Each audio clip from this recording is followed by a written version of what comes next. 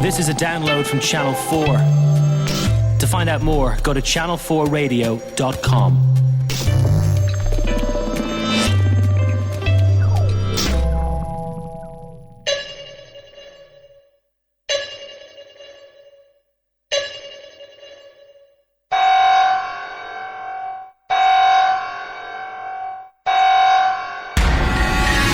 Previously on Lost. 2 players, 2 sides. One is light, one is dark. Do you want to know a secret? What if everything that happened here happened for a reason? We can't live together. We're gonna die alone. I thought I heard whispering. We're not the only people on this island, and we all know it. We have only 3 choices. Run, hide, or die. Do you think we're being punished? Every 108 minutes, the button must be pushed. Guys, where are we?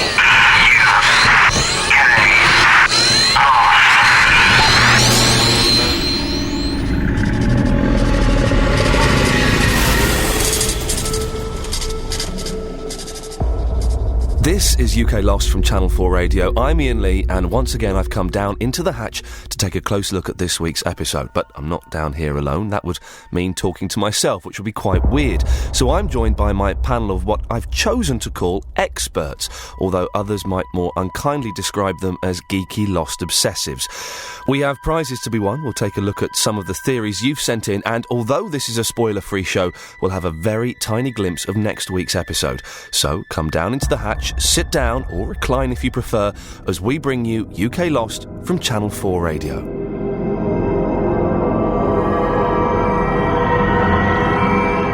Let's introduce this week's panellists. We have Janine. Hello, Janine. Hi. The question this week that we all love answering is, if you were in charge of picking one leader for the plane survivors, who would you choose? And I'm going to let you choose people that aren't on the island as well, people that we've seen in flashbacks. Oh, God, now you tell me. Well, that opens it up a little bit, doesn't it? Well, it does, but I've already picked mine, and Okay. I think it's got to be Saeed. He's had military training, he knows about, tracking, cabling, all those kind of things. He can be quite balanced, and he managed to deal with Anna Lucia really well, and I think he could adapt that and really be a good leader.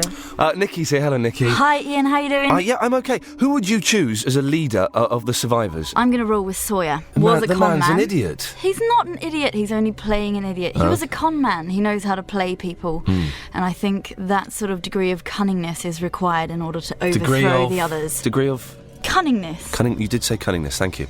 And we have Paul, who's the editor of the brilliant Lost magazine. Paul, who would you choose as the leader of the survivors? I think it has to be Danielle Russo, because she's been there 16 years. Oh. She survived the whole period on the island, but for comedy value, she's kind of crazy. Yeah. So she could have a mixture of really good ideas for how to survive, food and tracking and stuff like that.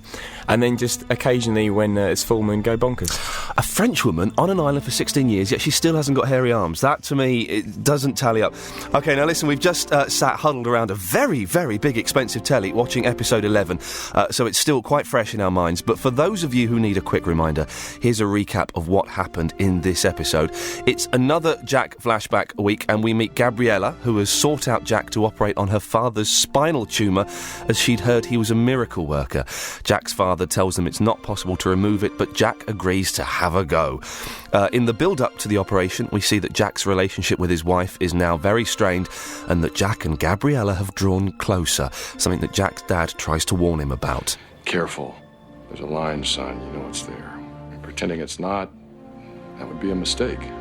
Guess you would know. Maybe okay for some people, Jack, but not for you. During the surgery, Gabriella's father dies on the operating table, and Jack blames himself for this. Angry and upset, he leaves the hospital to find the quite attractive Gabriella waiting for him, and a comforting hug turns into a lovely kiss. Jack goes home to his wife and tells her what happened. He says he's made a mistake and will fix it, but Sarah has some news of her own. Jack, I'm leaving you.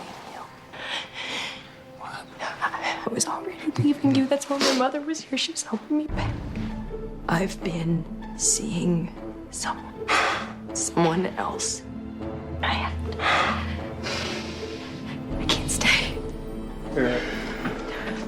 You will always need something to fix. die. Back to the island where Michael has run off with a gun to find Walt and Jack, Sawyer and Locke in hot pursuit with a very reluctant Kate ordered to stay behind. On their journey, gunshot is heard. They find shell casings from Michael's gun and Jack questions Sawyer's motives for being there. You out here for Michael or is this payback for getting shot? Why are you out here, Doc? You got your reasons. And I got mine. It's getting dark now, and Locke has lost Michael's trail and wants to go back, whereas Jack wants to plough on. While they're disagreeing, the bearded other who shot Sawyer on the raft appears. He seems to know their names and has a warning for them. You know, somebody a whole lot smarter than anybody here once said that since the dawn of our species, man's been blessed with curiosity. You know the other one about curiosity, don't you, Jack? This is not your island. This is our island. And the only reason you're living on it is because we let you live on it. Now, it becomes clear that Jack, Locke and Sawyer are greatly outnumbered, and the bearded other tells them to drop their weapons and leave. Jack stands firm until the others reveal their ace card and bring out Kate with a gun to her head. Jack finally surrenders, and they leave like bottlers. In the final scene, Jack is back at the beach and talking to Ana Lucia. Saeed tells me that you're a cop. I was a cop. Can I ask you something? Shoot. How long do you think it would take to train an army? Now, this is a cracking episode because we kind of find out quite a lot about the others. We'll talk about them in a little bit. But this is all about Jack. Now, Paul, where do we think his flashback fits into the timeline of what we've already learnt about him? I think they've been married for a short while. Maybe, I don't know, a year and a half. It's not that clear. I mean, one of the things that the fans have talked about online is this whole tattoos thing. Because we haven't seen where that's happened. We haven't talked about where that's all going on. But the tattoos aren't on him when he climbs into bed. And the shirt I did not notice that. So yeah, I think that's what the fans have talked about, is the fact there aren't the tattoos there. So where does that fit in? Maybe it was 4 years, maybe prior to the crash or something. What's good about this flashback, as opposed to his last flashback, is he's not wearing a rubbish wig. That ruined the opening of the series for me. Awful. You start off a new series and he's got a terrible wig, and you think, oh dear, production values have gone down a little bit. The word miracle pops up quite a lot in this flashback. What do we make of that? Again, it's another kind of religious thing. Yeah, I was thinking that earlier. We're back to that whole... Is Jack Jesus? Let's just ponder that for a second. Is Jack Jesus? No, he's not. But he is a shepherd. Interesting you mention that, because the names are quite significant in this week's episode. Nikki, what do you think about Jack in this episode? Do you know what? I'm not normally a fan of Jack. I find him very whiny But I have to say, if I do get pissed off with Jack at any stage, I might rewatch this episode, because I did feel a bit of compassion for him in that last scene when his wife told him she was cheating on him. Yeah, the first time I saw that, I had a tear in my eye. Damn you girls, why do you do that to us? But the thing is, he tries to cop off, or he does cop off a bit with Gabriella, doesn't he? But he was tired, it was a long shift. You remember that now? He's panicked. That works as an excuse, does it? Well, I was tired, I'd done a long shift and I just snogged a woman. Yeah, you know, it happens on the way home, on the tube. On the tube? Bus stop. On the island, we see the beginnings of a power struggle between Jack and Locke.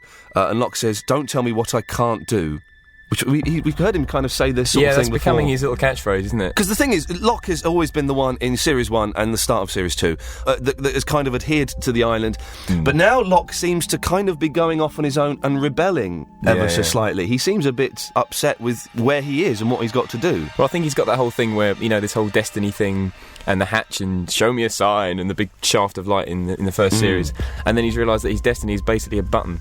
And I think that's kind of getting to him. I think Locke thinks he's figured it out. I think also Locke has found himself in a parallel situation to what he was in before. You know, he was just sat at a desk before he took the trip. Exactly, yeah. Pushing buttons, and now he's doing exactly the same thing. Worst line in the episode, I thought, was when Sawyer says to Jack, "I'm coming with you."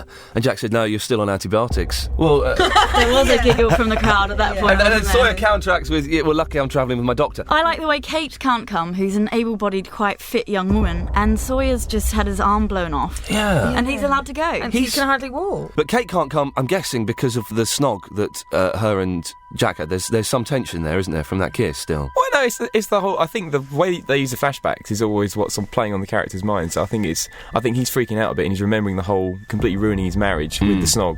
He's remembering the kiss with Kate, but maybe he doesn't want to ruin that relationship, so he's just putting that on the back burner, going, get out of focus, get out of my face. Or maybe he's just being chivalrous. That's what I think. He's not that perfect. No, he's not Oh perfect. God, I don't think he's perfect at all. No, not at all. Locke tells Sawyer that he knows his real name is James Ford. Any significance in that reveal at all? Locke just likes screwing with people sometimes, and I think that's his thing. He's the best actor on the show, isn't he? Absolutely. One of the reviews says he brings a Marlon Brando quality to it. And he does. I think he's brilliant. Where he just, he doesn't have to do anything. Yeah. There was a brilliant bit when a tiny thing when he gets up from after Michael's whacked him in the head, and he just checks his head to see if he's bleeding. And I just thought it was superb the way he does it. I'm a big fan. Now we're talking about the names in Lost, all kind of religious and philosophical things coming in here. I have to read these. I'll point this out because my philosopher knowledge isn't too hot. Locke, Rousseau and Carlyle are apparently philosophers. I'll take your word. Thomas Carlyle, of course, is a Victorian philosopher, and the others are from other periods within history. We'll move on. There's the religious things as well. Jack Shepherd, the leading the flocks. Yeah. Jesus, as we said earlier, Jesus was a carpenter. No, that was his dad, wasn't it? Oh, what was Jesus? Oh, he was the son of God. He was a trainee, surely. He was a trainee. He was YTS, wasn't he? He could not get up a good... He's got an MVQ. He could not get up a good stall if he needed. Joining. Aaron, the annoying baby. And the Shannon Rutherford... Now, here's an interesting thing. Ernest Rutherford was a scientist who studied magnetism and radiation. Oh, which could relate back to the magnetic island theory of last week. Magnetic island, you see. Yes, I like that one. And Ethan Rom is an anagram of 5 points, anyone? Other man. There we go, sir. Well done. So, do we think... This is the problem with Lost, and this is what does my head in. What's a clue, what's a coincidence, and what's a red herring? Are they giving us the answers via people's names? Is there any significance in their names at all?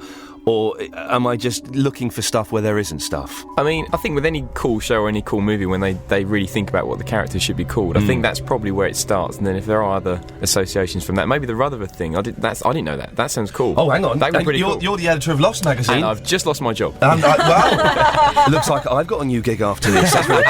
And also this week's episode was brilliant because there was lots of Sun action in it, and we've not seen much of her recently.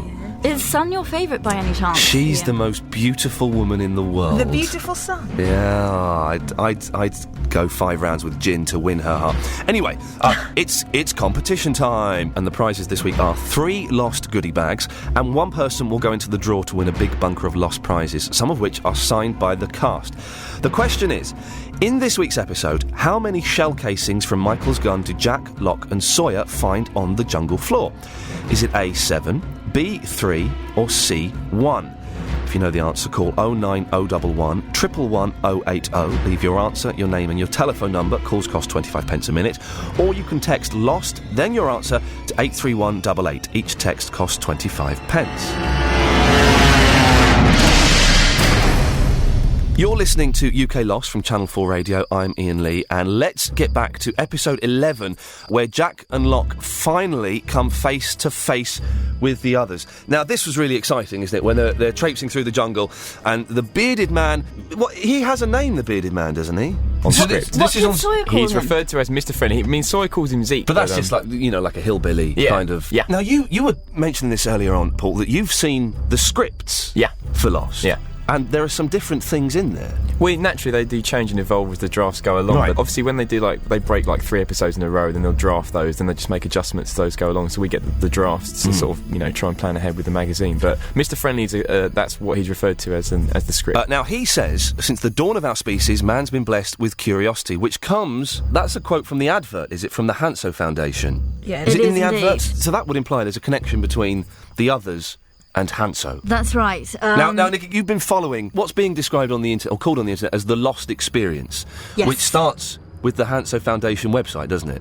It does. Basically, what's happened so far is that there was an advert that showed during the first episode of Lost over here in the UK. So, the first episode of Series 2, which some people I know didn't see it because everyone's Sky Plus is now or whatever, so they fast-forwarded through it and missed it. And it seemed to be some kind of public announcement, and it was from the Hanso Foundation. It talked about Alvar Hanso, who is the leader of the Hanso Foundation, and that's where that quote comes from. following on from that, we established that the Hanzo Foundation had relaunched their website, which happened around about the same time. And what's the web address? It was thehanzofoundation.org, but that has now shut down in a dramatic fashion. What was going on the Hanzo... Because there were other websites with similar addresses that were just fan sites, but the hanzofoundation.org is the official, in inverted commas, Hanzo website. That's right. We've heard from the producers that this is actually an official website. So that's shut down now, but what was going on before it shut down? Let's get geeky. Come on, I want to know everything. Give me everything. Okay, well, the top line is... So there were about 6 weeks worth of hacks going on, and there was this woman called Persephone who seemed to be hacking the Hanzo website. And what she seemed to be telling us was that all of the stuff on their website was a big lie. They were saying how good they were and how they're helping the world, and she was sort of hacking in and saying, check this guy out, he's been to jail, this guy's cheating on his wife, Alvar Hanzo hasn't been seen in public since 2002, all of this sort of stuff. And then obviously the foundation after 6 weeks just got fed up with it and they shut the website down, which happened a couple of weeks ago. Right. So then, the very same day that it shut down, this character emerges and sets up a blog site. Her name's Rachel Blake, and I've been glued to this site since it went live. The URL of it is stophanzo.rachelblake.com. Okay. I think, anyone can go there. I don't even think you need a password. And she's trying to bring down the Hanzo Foundation. Yeah, it seems so. Like, she's... the Hanzo Foundation is in Copenhagen in Denmark. And she's gone there, and she's got all these mics and cameras and all this sort of stuff, and... She has no acting she's ability, tracking them down. Apparently not. No, she's a strange... I'm not very good at picking these things, but... And so she's had how many reports on there? We watched one earlier on today. She's filmed one report, has she? Yeah, no, she's filmed almost 5 now, but we've also heard bits of audio from a man called Mittelwerk, who's the CEO of the Hanzo Foundation, but there's all sorts going on. This gets updated every week, every day? It seems to be every day at the moment. Wow. Very cool. So, yeah, it's exciting. Cool. Well, keep an eye on that and let us know if anything happens. Certainly will. Anyway, back to the episode that we've seen, episode 11. Mr. Friendly calls for Alex in the woods. Alex is the name of the French woman's lost baby. I think it's referred to as her daughter, so, you know, and so Alex... Do we think it's the same Alex, or is it... I think, everything happens for a reason, apparently, and all these quotes they banter around about the show, and I think that would be foolish to not follow that through, so I think we should keep an eye on and listen out for the word Alex a bit more. Mr. Friendly calls Walt a very special boy. That's suspicious, isn't it? What the hell's going on there? This would give credence to the theory that Walt has got some kind of special magic psychic powers. But what was Walt doing with the earlier on in this series with the visions that he had, well, Shannon had of him, and then Side saw him as well? You know, I think that's important to he's keep a note connected to a of. brain computer. Nice. I will tell you more in a little bit. He says that Michael won't find us here. What does that mean? Because we know that they're kind of... The others are brilliant at disappearing and blending and appearing without being noticed. So he's saying basically that Michael will be fine because he's not going to get anywhere near us. Which is interesting because they had about 32 odd flaming torches light up. Instant lighting if flaming Michael torches. was in like a sort of 5 mile radius, he might have seen a slight glow. Do we think there are actually people holding those flaming torches, or is it some kind of intricate gas system that we've got? Nice. Because they all lit up in a uniform Instantly. manner. And then they distinguished as Yeah. well. Extinguished. Did you say distinguished? They were very distinguished. They were distinguished. They came bless along you. and said, how do you do? So I'm not convinced that there are actually the others there. It could just be the guy with the gun and Mr. Friendly. I don't know. It's just an idea. It's just Hadn't an thought idea. of that. Thank you. Mr. Friendly and the others know about them opening the hatch, and he's saying you're on someone else's house, you're opening doors you shouldn't open, going into places you shouldn't go to. There's quite a bit of tension, isn't it? Basically, they're saying, look, you're guests on our island, you can have that half, this is our half, don't come too close, it's none of your business. Also, you've got to think about, how do they know their names? Are they literally in sleeping distance of them at night? Are they listening out to their conversations, or...? The thing with Lost, man, is it gives with one hand, it takes with the other. You think you find out loads of stuff, but really, they've just given you a load more questions that you potentially are never going to be answered. Very quickly, Jack and Annalise here at the end. That's exciting. How long will it take to get an army together, love? Do you think we can knock an army up? That would be... So it looks like there's going to be a battle. We're heading towards a battle. Let's hope so. OK, still to come on UK Lost, your theories, our Geek of the Week, an exclusive clip of episode 12, and find out how you could be here with me down the hatch next week. Since the dawn of time, man has been curious, imagining all that is possible. The Hanzo Foundation, reaching out to a better tomorrow. Discover the experience for yourself. Go to thehanzofoundation.org. This is UK Lost from Channel 4 Radio. I'm Ian Lee, here with Paul, Janine and Nikki, who are now going to help me make sense of what this island is all about as we delve into the big bag of lost theories. These are all ones that you've sent in, so I'm hoping not to find any that are mad rubbish scribbled in crayon on the back of an envelope. OK, theory 1 is the gamma rays theory by Tazzy. This isn't a complete... Oh, by the way, we'll give these marks out of 10 when we've done. This isn't a complete theory, but I believe the island and the Dharma project is based around gamma radiation. Gamma rays are what turned David Banner into the Incredible Hulk, weren't they? Yeah. Gamma rays are stopped with concrete walls, and I think this is what's in the hatch. They consist of electromagnetic radiation, which travel at the speed of light and kill bacteria, which would explain why all the food and medical equipment down the hatch has been preserved for an unlimited amount of time. I believe, says Tazzy, that when the button is not pushed, the source of radiation becomes unstable and is released on the island. This is what the sickness was. There have been several references to missing limbs, and the man in the orientation video appeared to have a false arm. None of our losties have contracted the sickness as they arrived after the rays have died down. Paul, what do you think to that nonsense? Well, it's all right. I mean, he's honing in on the sort of humming behind the concrete wall and sides, saying, you know, Chernobyl and bits and pieces there. But why? It's like an interesting theory. It's just been strung together by scraps. But why? He's not said so. The reason why there's gamma radiation. It all sounds quite plausible on paper. But this is the thing. If you're going to send in a theory, make it complete. Disappointing, Tazzy. Very disappointing. And I think that will be reflected in your score. Theory 2. It's a small world theory by Peg. Have you noticed how so many of the characters' backstories overlap?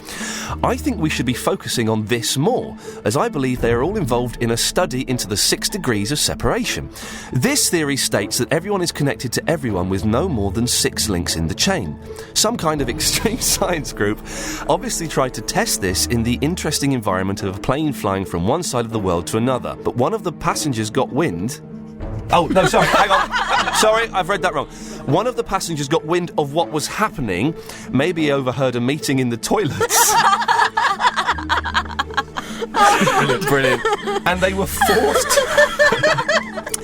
It gets better. They were forced to terminate the experiment by crashing the plane as it was unethical, and they'd be arrested if found out. The exciting twist to this is that I think one of the losties is part of the extreme science group. My money is on Mr. Echo. Nikki, what do you reckon to that? Genius. Really, isn't it? Great theory, but what happens? Why are there hatches? Why are there others? What's going on? All of a sudden, this 6 degrees of separation has turned into an island experience, which has a whole lot of other levels to it. It doesn't add up for me, I'm afraid. What do you think to that theory, Paul? I like that. I think that's cool. And what I like about it is it sort of puts a lot of pressure on the makers of the show, in the sense that they are sort of overlapping more and more characters and small characters and animals, and making them all, like, all their lives are interconnected. And it's whether the show saying they are all connected and here comes a big reason, or is it about them saying coincidence? OK, that's quite good. Theory 3. Now, I've read this. I don't know if this is true. I need you geeks to back me up and let me know if this is true or not. The gold car theory by David Porter. Hi, Ian and the gang. Hey! Oh, hello, David Porter. This theory is one that has been developed by the guys from the Channel 4 forum. Well done, you. Basically, several of the characters have been involved in car accidents. Michael, Locke, Series 1, Episode 19, when running after his mum, Kate, Shannon's dad, and Jack's wife. Now, if you go back and look at the car that Michael, Locke, and Kate are hit by, you will see they were all the same gold car. This makes me think that there are agents who have been watching all of our losties over the years and have interfered at crucial moments. I suspect that a gold car was involved with the accident of Shannon's dad and Jack's ex-wife. I also suspect that we will see more of these gold cars as the series progresses. This will confirm for us that they have been followed for a long time by agents and have been individually picked to go on the island for monitoring, experiments, etc. What do you think? He's actually put that in for me, so I don't need to ask that. Nikki? I love that one. I think it's absolutely brilliant. Is it true, though? I'd not noticed this, if it is true. It is true, and if you do go back and watch, you can see all of this. Paul, is this true? I've not noticed this. Yeah, it's one of those theories that sounds awesome, and then you think, yeah, but I need to watch that again. Is it the same gold car, or is it a red car with a slight bit of gold dust on it, and then Gold a yellow dust? card that's, Gold gold dust. Yeah, exactly. Yeah. So I think it's cool, but it's just it's one of those frustrating theories that it's too good to be true. Okay, well, let's give the marks out of 10. Theory 1, the gamma rays by Tassie. Very incomplete theory, this, isn't it? I think make the effort next time to 3. Boring, you're saying. So you're saying 3, Nikki. Yeah. I'm Janine? going to say 5. 5? 2. I'm gonna. We'll round it off at a 4. I think a 4 is a nice score for what is, an ill thought out thing. Theory 2. It's a small world theory by Peg. I'm saying 6. I thought it was quite sweet. Let's give it a Sweet. 6. 6. I'm going to give it a 6 as well, so I guess that kind of makes it a 6. We don't have half scores on this because it's too tricky. Theory 3, the gold car theory by David Porter. I like the gold car theory a lot. I'm going to give it 8. 8. Paul? I'm going to give it a big fat 10 because it should be true in the sense of what he's trying to say is the Truman Planet project, and they're all been watched. So I think that's the theme behind it is awesome, and I'm going to give him a 10. It's good awesome. 10. Wow. It's never happened before. Unprecedented behaviour, Nikki. Well, I was going for a 9, but now I feel a bit stingy. You be but stingy I'm sticking if you at want. 9. Okay, very distinguished. Okay, I'm going to give it a 9 as well, so that averages out a 9. I don't think that's worthy of a 10 because we don't know if it's factually correct or not, the gold card, but it's got 9. Now, if you are listening to this and you have your own theories that you'd like to have torn apart by a panel of geeks, you can email them to us at uklost@channel4.com. Now, this is an excellent point, Paul, where I can tell you my superb theory. Oh, excellent, yeah. Walt, as we know, is a psychic genius. The others have him. They have connected him to what I like to call a super brain computer. This super brain computer can be used to create things, physical things that happen on the island and can affect people a lot, and that's it, I think. And that was all there was, wasn't it, to my theory? I think like that Walt is... It was longer last week. It was longer last week, wasn't it? Where's a bit of it gone? Walt is a psychic genius connected to a super brain computer. He's controlling everything on the island. I'll tell you what, I like it. No, I'll tell you what, I like it because it's not just a Walt thing, because now you start thinking about things like the monster, like the security system. Yes. If there's someone in like a monitoring system watching like the pilot going, help. So now that's cool, because if it's someone with their psychic things chucking people around, chucking trees up, the black smoke, if it's a psychic projection, that's pretty cool. I've just taken it to another stage. You've got there's an evil psychic as well, and Walt is the good psychic, and they're battling. I'm loving that. There's an evil psychic. Okay. Now, you may or may not have noticed that one of our regular panellists, Tom, is missing this week. Not because he couldn't come in, it's because I've banished him from the hatch for being far too geeky and a little bit too argumentative and not giving my theories the respect that they deserve. But I have allowed him to phone in. Hello, Tom. Hello, Ian. Now, you have been banished, Tom. How did you take the news when you got the text from me saying, Tom, don't bother coming in anymore? I cried and binged on Lost for a whole evening. Now, I'm going to send you on a top-secret mission. One of the creators of Lost, Damon Lindelof, is going to be in London very, very soon. We would like you to go and interview him for us. You're joking? No. Really? Yes. Would you accept that mission? But you have to record it and send the tape in. We don't want you here again. I can do that for you, Ian. I would love to do that. And I'll tell you what, Tom. While you're there, why don't you ask him about the super brain computer? I think I might do. We'll see what he has to say about it. Well, thank you, Tom. You better go off. I think your mum's calling you. Bye-bye. Bye. We will get his report in a couple of weeks, I'm sure. Now, I'm Ian Lee. This is UK Lost on Channel 4 Radio, and a bit earlier on we saw episode 11. And my panellists, Paul, Janine and Nikki, didn't watch it like normal people. They watched it like owls, pouncing on every little tiny clue in the hope of impressing me and becoming Geek of the Week. So, let's start with Nikki. What did you spot that people with normal eyes wouldn't have seen? The gun that Mr. Friendly is holding is a Luger pistol. Oh, yeah. It was a popular military handgun of the early 20th century and used by the Germans in World War II. All right. This is another part of the military connection which comes up a lot on the island. Okay, carry on. That's it. Oh, what? Janine, what have you got? Well, I've got another music theory this week.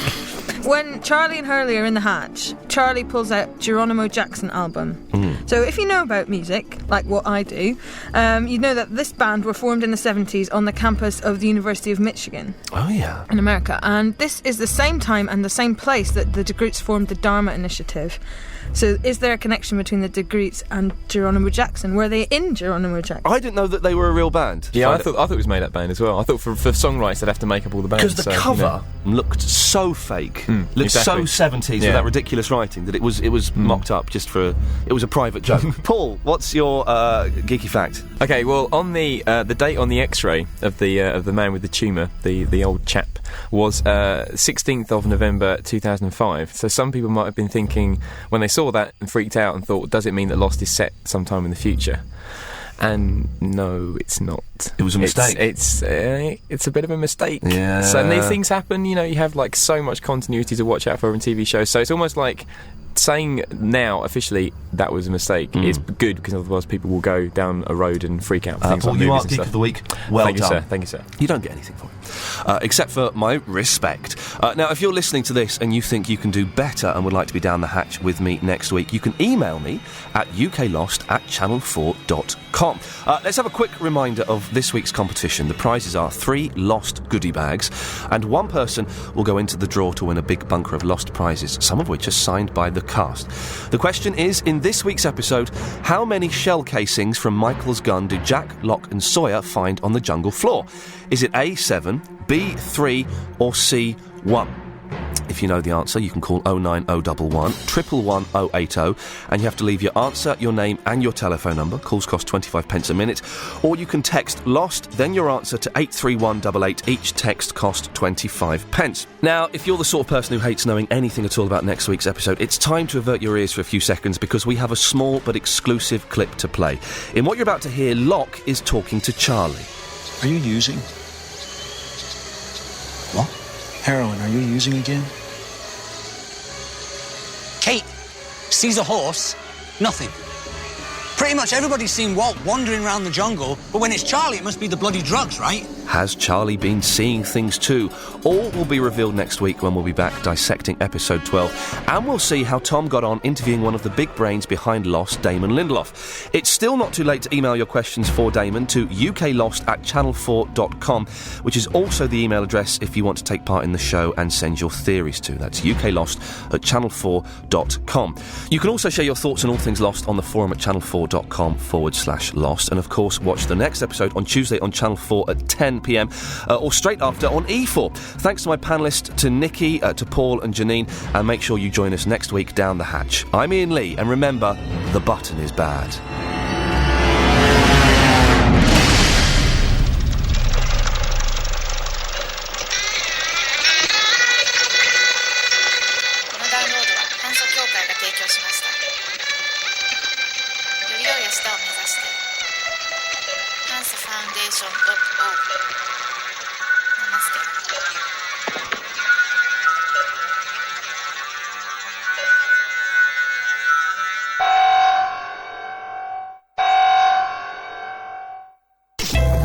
You've been listening to a download from Channel 4. To find more downloads like this, go to channel4radio.com.